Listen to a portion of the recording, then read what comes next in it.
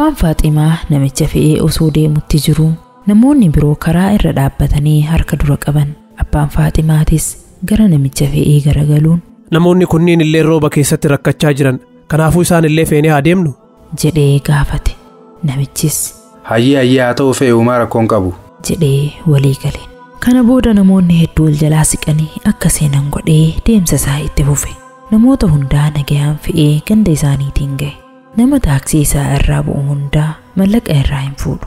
Nama mallaqa itti kennu hundaa maallaqan barbaadu intalatiyya Dr. Faaximaaf du'aa naaf godhaa jedhee amaanaa itti dhaammata. Abbaan Faaximaa fi namichi wal qabatanii gara ganda isaanii qajeelan. Namichi konkolaataa keessatti hafe suuraa yeroo qormaata biyyoolessaatiif Faaximaan kaatee tokko taaksii keessatti arge. Dr. Faaximaan isii tana jedhee gaafate.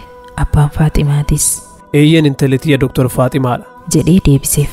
Namichis suuraa si hoggaan laalu bara intala xiqqoodha jedhee ammas gaafii lammataa gaafate. Abbaan Faaximaatis eeyyen dhugaadha isiin ammaaf doktoraa miti amma kolleejjii fayyaatti barattuu waggaa tokkoffaati jedhee deebiseef. Osoma haala kanaan haasawaa taphataa deeman mana namichaa gahan. Namichis yaabuu asuman eegi huccuu jijjiirradheetiin walumaan gara waajjira poolisii deemna jedhee kadhate. Abbaan Faaximaatis rakkoon qabu jijjiirradhuuti koottu jedheen.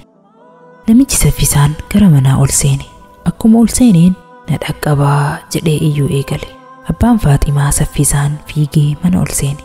Haati warraa fi ijoolleen namichaa gaasa siliindara keessaa baheen ukkaamamanii of wallaalanii jijjiganii jiran. Abbaan Faaximaatii fi namichi wal gargaaranii maatii isaa hundaa konkolaataa keessa eega seensisanii booda namichi saffisaan manatti deebi'ee mallaqa yaalaaf ta'u fudhatee deebi'ee gara hospitaalaa qajeelan. Akkuma achi gahaniin wal'aansii godhamee fi hafuurriitti deebi'e. Namichis gara abbaa Faaximaa garagalee yaa obboleessa kiyya arra tola hedduu naaf ooltee jirta harka narraa qabde osoo bakka sanii fuutee na fiduu baatte silaa arraan tana maatii kiyya hundaa'uu dhabe jechuudha jedhee kiisha ofii keessaa mallaqa guddaa baasee itti hiixate. Hunduu fedhii rabbiitiin ta'e an saantima takkallee sirraan fudhu osoo wanti feetellee galtee saantima takkallee sirraan fudhu. Hayi maaliif narraan fudhanne? Waggaa 20 dura yeroon taaksii tana bitu haati warraati yaa rabbi rahmata isii haa godhu hedduu gammaddee turte yeroo masa waadaa takka na seensifte nama xumura irratti yeroo gara manaa galtu feetu irraa maallaqa takkallee hin fuudhin arjummaa teessaniin rabbi hamtuu irraas eegutu mala naan jette. Anis maaliif nama xumuraa jetteree jedhee gaafadhe. Isiinis namni xumuraa sun lafti waan itti halkanooftuuf sodaa fi cinqii keessa jiraachuun mala akkasumas maallaqa of harkaa dhabuun mala kanaaf nama xumura irratti feetu toluma fe'i jettee waadaa na seensifte. Taaksii tiyyatan argitee waggaa 20 waan turteef dulloomtee jirti namni siidhaan deemuun fedhu garuu dhugaa siin jedha waggaa 20 keessatti yeroo 2 qofa garaajii seensise.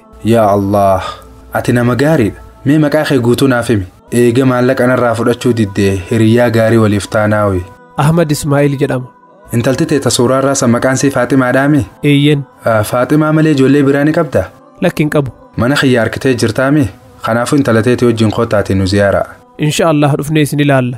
Achumaan haati warraa keetii fi ijoolleen tee fayyuu isaaniitis adda baafanna. Inshaallah anis akka dhuftan abdiin qaba jedheen. Abbaan Faaximaa namicha hospitaalatti dhiisee gara mana isaa qajeele.